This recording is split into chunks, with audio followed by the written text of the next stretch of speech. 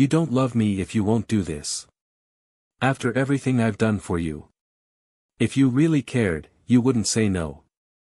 Sound familiar? Welcome to the twisted theater of guilt tripping, a performance where emotional strings are pulled, not to connect with you, but to control you. Guilt tripping is one of the most subtle and corrosive forms of manipulation.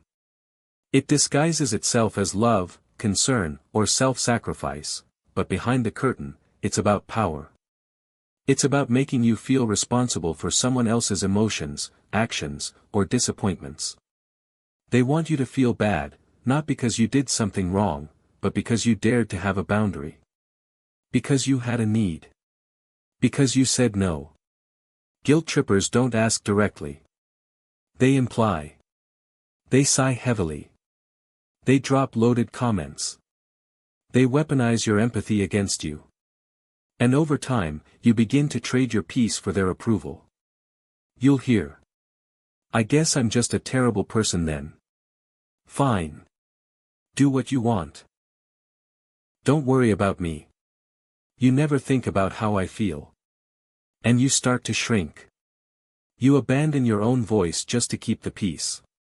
You say yes, when every part of you wants to say no. You silence your truth just to avoid the crushing weight of their disappointment. But here's the truth they don't want you to realize. You are not responsible for their feelings. You are not selfish for setting boundaries. You are allowed to choose yourself without apology. Because guilt is meant to guide you, not imprison you.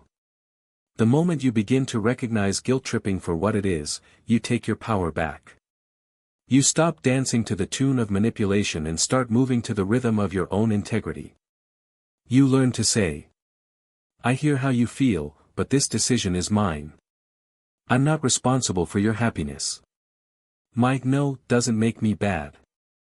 It makes me honest. And in that moment, you don't just break the cycle. You end the performance.